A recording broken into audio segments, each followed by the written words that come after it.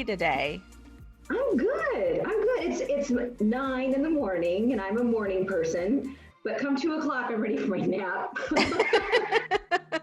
Yes, it's definitely been that way lately where Yeah. it's just nap time seems to kind of fall into a normal daily Yeah, routine. I love it. So, Andrea, for our listeners and viewers, can you let them know a little bit about you, where, the name of your salon, where your salon is located? Okay. My name is Andrea Wright. I own a spa in Urbana, Illinois, which some people know that area because it's where the University of Illinois is. It's about 2.5 hours south of Chicago. And I've been in business for about 6 years. Started out as just solo renting a space in the back of a salon. Now I've got a nice bigger space with several employees. Yeah, I think that's it in a nutshell. So what does your salon do? What kind of services do you provide? Okay, at the spa we do eyelash extensions, lash lifts, facials, hydrofacial, microblading. I have the PMU artist, so he does microblading and he does like tattooed eyeliner. I have a massage therapist. Is that it? Waxing, tons of waxing. I think that's it. I think Yeah. after this whole COVID-19 ordeal, people are going to be ready for their waxing. I hope so. I'm ready to work. And their lashes. Oh my goodness. I have lash extensions myself, and my lash extensions, I literally had them filled days before we were state mandated to shut down. And I was so thankful because my lashes now are just very little, but they're not bad. They still look okay. Yeah. But I'm definitely get creative missing. with the comb over. Yes, because I normally get volume lashes, so they're looking pretty okay for now. But I sure do miss having my fuller lashes. Yeah. So I have brought you on today because I know that your spa does a lot of different services, but I wanted you to come on today to talk about lash extensions. Okay. And there are a lot of people out there that are who are interested in getting lash extensions, or maybe perhaps have them now, but not necessarily know the care that goes into it. So how to maintain the lashes and just the overall process. So would you mind just explaining a little bit of what a new person who does not have lash extensions, what they might experience going into their first lash appointment? Okay. Well, I think the first thing to understand is what real lash extensions are. It's not these clusters that they drop on you, drop on the top of your lashes or that stick to your skin. But real lash extensions is one extension per natural lash, unless, of course, you're doing volume, which you can get multiple extensions on each natural lash that are much lighter weight. So that's the first thing, is to understand really what it is. And that it is a time-consuming process. That's why full sets take, I don't know, an hour and a half to 2 hours for a full set. And that's also why they're a little on the pricey side, because it's a really tedious artistic work. So that's the first thing. Right. And also I tell people it's kind of a commitment. I don't like when people, well, I don't care what they do, but I want them to understand that really to get the most bang for your buck, that it's a commitment. It's not typically a one-off, unless it's like for a wedding or a special occasion, that there's maintenance required. Typically ladies come like every 3 weeks for a touch-up. So they got to commit to that time and the price. And also, I think the idea of extensions is really to make your life easier. So to replace that mascara step of your morning routine, but that doesn't mean that they're totally maintenance free. They need to be cleaned. They need to be kept oil free. And once they get those basic things down, I think that pretty much covers it. So what kinds of things would they need to clean your lashes? Like when you say they have to clean them, what exactly would that entail? Is there a certain kind of cleanser for them? There's a couple things you can do. I've always worked with the Extreme Lashes brand. So they have like a lash cleanser that I'm able to use in my treatment room and that I can also give or sell to the client. But there's all kinds of really great products out there that are made specifically to clean lash extensions. And if you really want, I don't know if I should say this out loud, but like something else that works that's pretty much free for the client is baby shampoo. So if you can't get your hands on a professional product, but you need something, you can dilute baby shampoo and use that to clean your lashes. And it's safe, it won't make them fall off, and it of course won't hurt your eyes. But whatever you choose to do should be done every day, even if you're not wearing a lot of makeup, you know. So Yeah, that's a great idea. Yeah. Mm-hmm. Now, so I've heard the whole thing about not getting your lashes wet after you get them done. Is that like typical across most lash artists, or is that just kind of left up for, is that just something they say? It's a true thing, at least in my little world, all the adhesives I've worked with and the companies I've worked with, typically you want to keep them totally dry for 24 hours. And that doesn't just mean splashing your face with water. It also means like heat, steam, and sweat. So don't get your lashes done and then go home and decide to make pasta and then have your face over that boiling water, because that could affect your retention.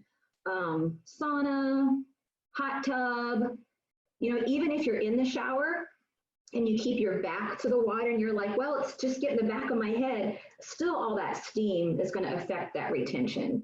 But fortunately, that's just for the first 24 hours. And after that, just do what you want. And so if I decided I wanted to go work out or anything like that after having a lash fill, I still have to wait the 24 hours before just I do all that stuff. Yep. Okay. No, nothing for 24 hours. Yep. All right. Just sit at home and watch some Netflix. Honey, I can't cook. I can't exercise. I'm sorry. I'm unable of everything.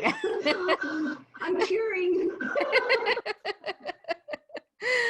Okay, well, that makes sense. So, how long do typical refill sessions take, and when do I need to come in for those kinds of things? Okay, well, I'll tell you what I think. And I've done 5,000 sets of lashes in my life. So everybody might have their own way that they do things, or the way they might advertise or promise. But this is what I tell people. A solid 3 weeks is about perfect. I mean, if you've got the time, you got the money, every 2 weeks is like great. If I had a magic wand, I'd have everybody coming in at 2 weeks. But that's just not realistic for most people. I feel like at the 4-week mark, we've done so much natural shedding. And if you haven't taken really, really good care of your lashes, it can almost feel like we're starting over. So I think a happy medium is 3 weeks. Yeah, that sounds I'd reasonable. say plan to commit to that. Do your clients typically come in and at that 3-week mark then? Yeah, I make sure that it's very clear. Like, I love you at 2 and 3 is great. And I can make 4 work if we really work together. But anything over 4, I allow 1 hour for a fill. So, if you want to come every 4 weeks, that's okay with me, but you're still only going to get that hour's worth of work. And I can't guarantee you'll be back to 100% at the end of that hour. That makes sense. I just want to not have disappointment. Oh yeah, absolutely. Yeah. Are there like different products that you can use with your lash extensions? Like I've heard like mascaras and like different eye products and stuff. You have to be careful with that around your lash extensions. So is there products that are safe for that? The number one thing is that you just stay away from oil. I'm sure there are lots of things you could use that are fine, but if they have oil and that oil kind of seeps down into those lashes, it'll make them just pop, the extensions just pop off. So I say avoid oily products. Some things, like the big red flag is the word waterproof. Anything that says it's waterproof has oil in it, so avoid.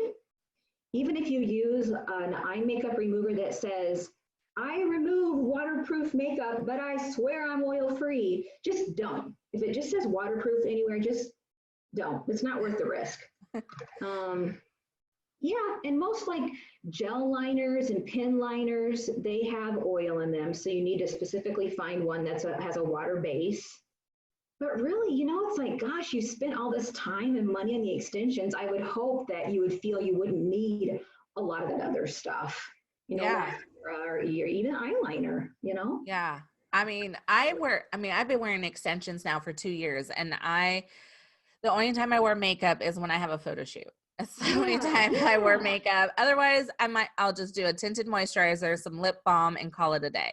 yeah, and that's the point. That to me, that's what makes it all worth it. Yeah. Yeah. Yeah, absolutely. So so what is the typical price range that someone is to expect, what's well, not expect, but what's an average price Yeah. range for a new set and a fill? Well, I can tell you what I charge, and I think I'm a little on the high side, but I'm on the high side because I've done 5,000 sets. And when you do 5,000 sets, it's really hard on your back and on your neck, so I have to take care of my body. So that having been said, my full sets of classics are 350, and my fills are 100. But I would say, expect to pay at least 200 for a full set. You might be fortunate and find a really skilled artist that does it for 150, but typically you get what you pay for. Those higher price points, that artist knows the correct weight to use. She knows Right. not to use too much adhesive. She knows little tips and tricks for filling in gaps or Right. styling. So typically, of course, the more you pay, usually you're getting more of an expert service. And as far as fills, I would say anywhere between 70 and 100 is pretty industry standard. Yeah, that definitely sounds about right. At least, and I really think it also has to do with like where you're located. Oh, yeah. Like if you are living in Nevada in Las Vegas, you're probably going to find them like really inexpensively Yeah, because the competition's probably so fierce there. right. And then like places here, I live in Ohio, so I'm sure places around here are more expensive, and there's not as many lash artists as there are somewhere like in Las Vegas or LA or New York Right. City and stuff like that. So but I think that you really nailed it there with saying that the the experience that you get with a lash artist, the more experience, the more educated, the more that she's done, or him that they've done, it may be more expensive because you're Yeah, paying not only for their time but their expertise right. in that particular area of Yeah, service. absolutely. When I meet a So new client, I tell them, well, or I imagine sometimes it freaks them out when I tell them this. I, before I start to work on your eyes, I tell myself we're going to be together forever. Whether we're together for 6 weeks or 6 years, I want to know when she decides she's done, that when I take those extensions off, that she's still left with her pretty set of natural lashes. Um, and you can't, so a lot of times this work you see on Pinterest or pictures we get brought, and it is lovely, but from a health perspective, it's really just not sustainable. So for quality work, you pay for the artist to know the difference with what's sustainable and what's not. I love that you just said that, the lash integrity, the Yeah, keeping the lashes. Now, if I like, what if you decide, okay, you know what, this isn't for me, I'm a bride and I just want it for a special occasion. I don't want it for weeks on end. I'm not going to fill these again. Or what if someone has an allergic reaction to that? Is there some type of process that you can go through to remove the lashes? yeah, definitely go back to the artist that put them on, and she can safely remove those. Don't try to like rub them off or pick them off because you don't want to Yeah. damage those follicles. But yeah, and it doesn't take long. Yeah, and especially if you have an allergic reaction, just get them off ASAP. It's not going to get better. It's not going to go away. Right. Just make peace with it and call. But if you're a bride and you spent all this money in your extensions, you just want to get every last day out of them, you Yeah. can. It's not hurt anything, but there'll come a point where it looks a little wonky. I'll take them off. It'll take 10 minutes. Yeah. Now, is there Okay, so let's say I don't want to have lash extensions anymore. Mhm. But I do want my lashes to look longer. I want them to look pretty. Are there things that I can do to make them look pretty Without wearing a strip lash? without wearing strip lashes? I Yeah. don't want to mess around with that. I just want something to look nice, and I want it to be my own lashes. Yeah. Well, then get a lash lift. I tell that to a lot of people. If you don't want to commit to the money or time of an extension and you still have some pretty nice natural lashes, a lash lift is a great alternative. If done well, it's safe, it's less expensive, there's less maintenance. And if you've got long, straight lashes, all you might need is just that lift. And then you can see them. And it's a great alternative, I think. Well, there's so many things that we could be doing with our beautiful eyes to make them just be open and wide. Yeah.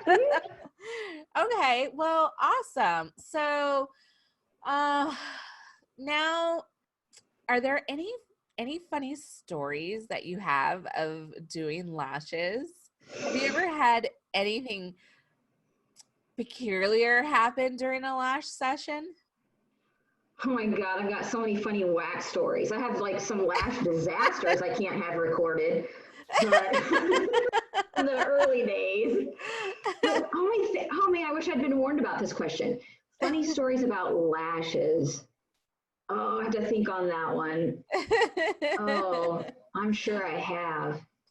I Now, have you go just ahead. funny is I've just learned to try to be realistic, even if I sound like I'm discouraging someone, so we avoid disappointment.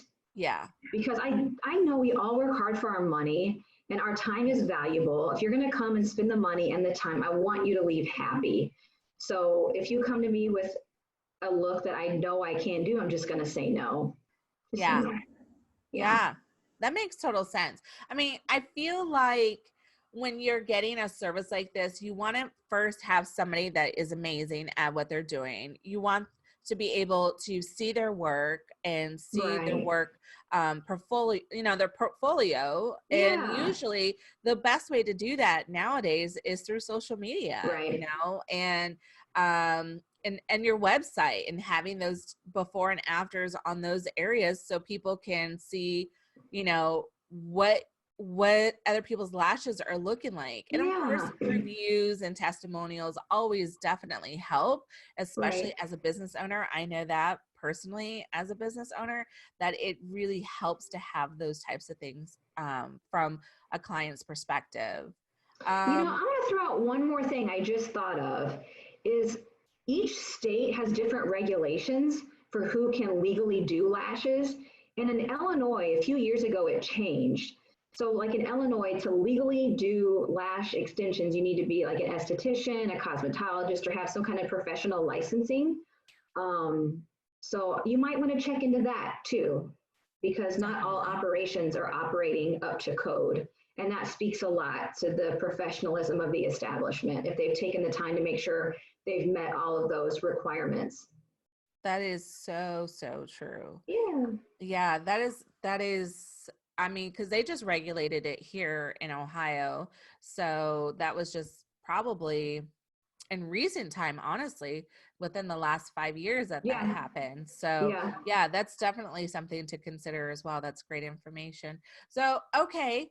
Well, how can people connect with you? If they want to connect with you, how can they find you? Well, I'm home every day now. You can just come to my house. No, my spa is called Beau Visage Spa, Beauvisage. It's French for the beautiful face. So beauvisagespa.com is my website. Beau Visage 312 is the Instagram. Or they could just call you and you can give them my number. All right, everyone. Thank you so much for listening in or viewing this. If you're seeing this on my YouTube page, and anything else would you like to let the audience know? Oh Lord. I think I rest my case. right, Andrea, thank you so much You're welcome. That was for fun. coming on and chatting with me. And look at this. We kept this totally clean. This is like, That was such a PG podcast. yes, we've kept this totally clean. It's amazing. I can't guarantee you what our next podcast together would be like, but we at least achieved it this time. So My kids can watch this one. all right. Well, thank you, Andrea. And if you are interested in learning more about her, please do connect with her on her social media. And we will see you soon. Bye. Bye.